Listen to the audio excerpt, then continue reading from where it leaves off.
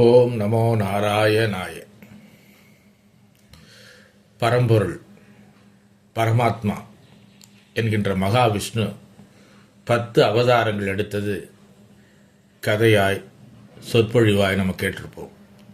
ஆனால் உணர்றதுன்றது பூர்வ ஜென்ம புண்ணியம் இருந்தால்தான் அதை உணர முடியும். அப்படிப்பட்ட உணர்வு ஒருத்தருக்கு வரணும்னா முதல்ல பக்தி வேணும். ஐயோ அதையா நினைக்கணும், அது நினச்சா முக்தி கிடைக்கும், முக்தியெல்லாம் எனக்கு தேவையில்லை, வாழ்க்கையில் எனக்கு நிறைய கடக்க வேண்டியது இருக்குன்னா, முக்தி அடையணும்னாவே இதெல்லாம் இருக்கணும். எதெல்லாம் இருக்கணும்னா, ஒரு வீடு கட்ட, ஒரு அரண்மனை கட்ட, எதுவாக இருந்தாலும் அடித்தளம் கடகால் இருக்கணும். அப்படி பக்தி ஞான வைராக்கியங்கள் பெற்று அதில் முழுமை அடைந்தால்தான் முக்தி பெற முடியும் என்பது வேத சாஸ்திரங்கள். அப்படிப்பட்ட முக்தியை அடைய நமக்கு பக்தி வேணும். அப்போ பக்தி எப்படி வரும் அப்படின்னா, பெருமாள் ஏதோ ஒரு ரூபத்தில் பார்க்கணும். 10 அவதாரங்கள் எடுத்திருக்காரு. 10 அவதாரத்தில் ஏதாவது ஒரு அவதாரம், ஏதாவது ஒரு வடிவம், ஏதாவது ஒரு திருநாமம் நம்ம மனசுலையும் பதிஞ்சா நிச்சயமாக நமக்கு அந்த முக்தி என்ற பெரிய பாக்கியம் கிடைக்கும், வைகுந்தம் என்ற பேரு கிடைக்கும். அந்த வைகுந்த பதவியை அடையிறதுக்கு தான் இத்தனை முயற்சிகள். அதனால்தான் வாழ்க்கையில் ஒழுக்கம், நேர்மை, பாசம், கனிவு, கருணை, தானம், தர்மம் இவைகள்லாம் செஞ்சிட்ருக்கோம். சரி, எளிமையாக அந்த 10 அவதாரம் எப்படி இருக்குன்னு இப்போ நாம் சொல்கிறோம். முடிந்தவங்க நேரத்தை ஒதுக்கி நிச்சயமாக இதை கேட்டிங்கன்னா அந்த பரம்பொருள் மகாவிஷ்ணுவின் 10 அவதாரத்தின் கருணை நம்ம மேலே, அந்த கண் நமக்கு படும். அந்த கண்ணொளி நமக்கு பட்டாவே நமக்கிட்ட இருக்கிற பாவங்கள், சாபங்கள், தோஷங்கள் எல்லாம் விளங்கிடும், தூசா பறந்து போயிடும். அதனால் இந்த விஷயத்தை நாம் இப்போ பகிர்ந்துக்கலாம். உலக அளந்தவன் ஒருவனே, அவன் நம்மை அளந்தே ஆள்பவன். உலகம் அளந்தவன் ஒருவனே, அவன் நம்மை அளந்தே ஆள்பவன். உயிர்கள் உள்ளே இருப்பவன் பல உயிர்களாகி திரிபவன். உணவு நீருமானவன் சாலிகிராம் கல்லுள் மறைந்தே இருப்பவன். புனிதமாகும் கங்கையை அவன் பாதத்தில் பிறக்கச் செய்தவன். உலகம் படைத்த பிரம்மனை தொப்புள் கொடியில் மலரச் செய்தவன். கடலை கடைந்த மத்தினை ஆமை முதுகில் சுமந்து தாங்கினான்.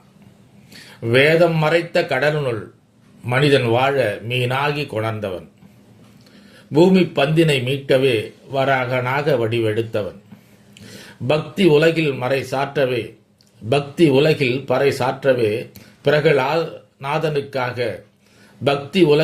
சாற்றவே பிரகலாதனுக்காக நரசிம்மராய் வடிவெடுத்தவன். கோப கொதிப்பினை காட்டவே பரசுராமனாக வடிவெடுத்தவன். தந்தை தாயை மதிக்கவே ராமனாக பிறந்தவன். கண்ணனோடு விளையாடியே பாசம் காட்டிய பலராமனாக வந்தவன். பிருந்தாவனத்தில் விளையாடியே விளையாட்டு பல சொல்லி தந்தவன் கண்ணன். கலியுக புருஷனை மாய்த்தொழிக்கவே கல்கி வடிவம் எடுத்து வருபவன். அவதாரம் 10 பல வாயினும் மகாலட்சுமி தனை பிரியாதவன். கரை சேர நினைத்து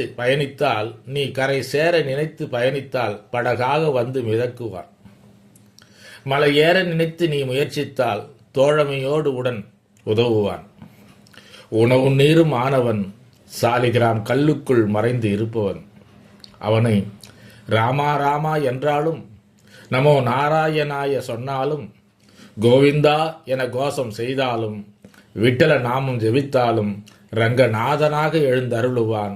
வைகுந்த நமக்கு சொந்தமாக்குவான்.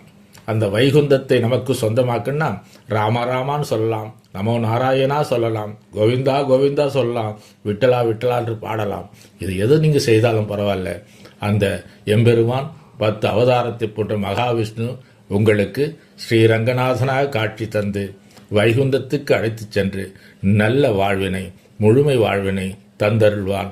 இந்த விஷயம் அனைவருக்கும், உங்கள் உறவினர்கள், நண்பர்கள், சங்கங்கள் எத்தனை இருந்தாலும் அத்தனை பேருக்கும் பகிர்ந்து புண்ணியம் அடையுங்கள், நீங்களும் அனுபவியுங்கள். ஓம் நமோ நாராயணாய. ஓம் காளி ஜெய காளி ஜெய ஜெய காளி. ஓம் காளி ஜெய காளி ஸ்ரீ தஷ்ண காளி.